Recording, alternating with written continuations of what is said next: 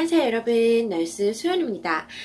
어느덧 텍스 신고의 계절이 돌아왔어요. 사실 약간은 늦은 감이 없지 않아 있는데요. 캐나다의 경우 텍스 신고를 4월 30일까지 마치게 되어 있습니다. 그래서 지금 이제 마지막 달이죠. 4월 30일까지 2020년 텍스 신고를 해야 되는데요. 간호사들이 좀 텍스 관련해가지고 궁금해하실 수 있는 부분 중에 하나가 어떻게 하면은 더 많이 돌려받을 수 있을까라는 부분인 것 같아요. 이거는 간호사뿐만 아니라 다른 뭐 직업군의 모든 분들에게 해당되겠지만 그래도 간호사 그 세금 신고 후에 조금 더 돌려받을 수 있는 팁 3가지를 한번 알려드리려고 합니다.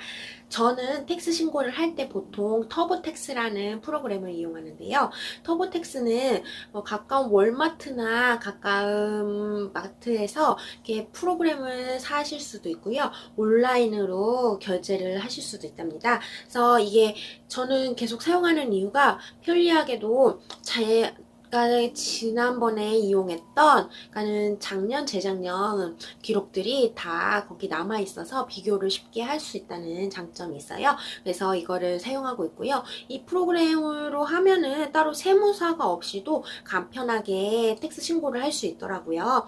이런 게 좀 귀찮다 하시는 분들은 그냥 세무사를 통해서 텍스 신고를 하시면 되실 텐데요. 혹시 이렇게 본인이 직접 텍스 신고하시는 분들, 저같이 이렇게 집에서 하시는 분들에게 유용한 팁을 알려드립니다.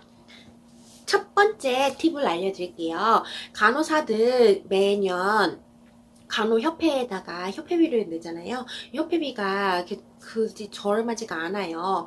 제 기억으로는 2020년도에도 300불 넘게 비용이 들었던 걸로 알고 있는데요. 제가 속한 온주는 CNO라는 곳에 이제 등록을 해야 되죠. 그래서 이런 CNO에 등록했던 비용들이나 그런 오나와 같이 유니언이죠. 유니언 같은 데에 등록했던 비용들이 텍스 신고할 때 리턴을 받을 수 있는 항목이라는 거 여러분 알고 계셨나요?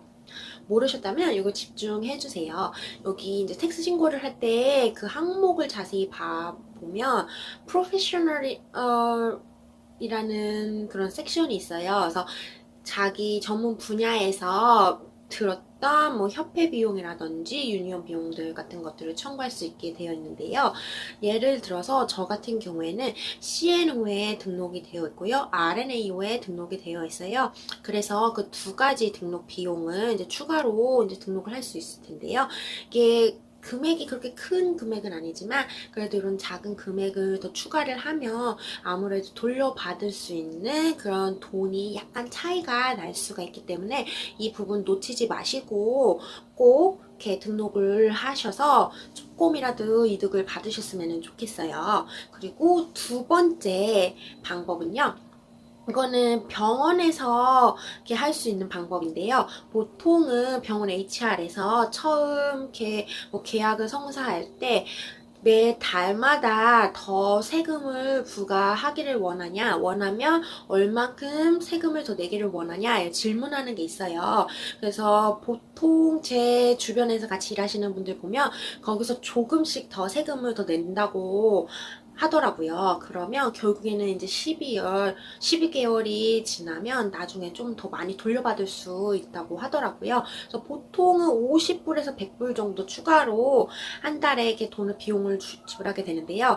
사실 이게 조삼모사라고 할 수 있기는 하지만 그래도 매달 이렇게 100불씩 50불씩 나가는 거는 이렇게 크게 부담이 되지는 않잖아요. 근데 연말에 한 번에 막 몇천 불씩 만약에 세금을 다시 돌려내야 된다 하면은 이게 굉장히 부담이 될 수 있어요. 그렇기 때문에 이걸 조금씩 더 이렇게 없는 돈이라고 치고 텍스를 냈다가 나중에 더 돌려받는다면은 그래도 좀 이렇게 느끼기에는 돈이 많이 들어왔다 이런 느낌도 받을 수도 있고 나중에 큰 돈을 부담해야 되는 그런 부담도 줄일 수 있기 때문에 이것도 하나의 팁으로 알려드리고 싶어요. 그리고 3번째 마지막 팁인데요. 이거는 간호사뿐만 아니라 전체 캐나다에서 텍스 신고하시는 분들한테 해당이 되는 내용이에요.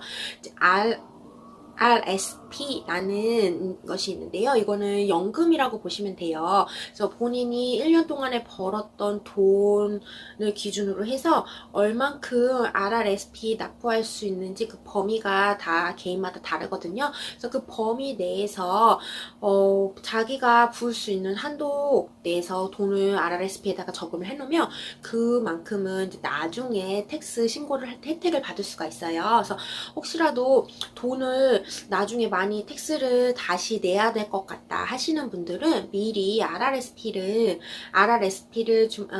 준비를 하셔서 이렇게 돈을 적금을 해 놓으신다면 나중에 좀 부담이 덜 하실 거예요. 이거는 내가 텍스를 돌려받을지 다시 내야 될지 잘 모르겠는데 굳이 좀 RRSP를 해야 되나 하시는 분들은 사실 이게 RRSP를 그 다음 연도 3월 1일까지 지불한 거에 대해서는 전년도에 텍스 신고할 때 적용을 할 수가 있어요. 그렇기 때문에 T4 폼이 나오면 2월 달쯤에 나오잖아요. 그래서 그때 미리 한번 계산을 해보시고 내가 많이 지금 내 돈을 다시 뱉어내야 되겠는구나 이런 거가 확인이 된다면 3월 전에 은행에 가셔서 RRSP를 조금 이렇게 상담을 받아보시고 저축을 해준다면은 나중에 이제 부담이 좀 덜 하실 거예요.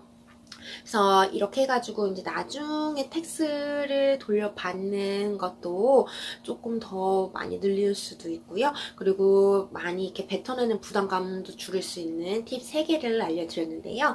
요번 연도에는 제가 조금 늦은 감이 있는데 다음 연도 혹시 텍스 신고하실 때 이거 적용해보시면 큰 도움이 되실 것 같아요. 그래서 오늘 영상은 여기까지고요. 다음 시간에 더 좋은 영상 가지고 찾아뵙도록 하겠습니다.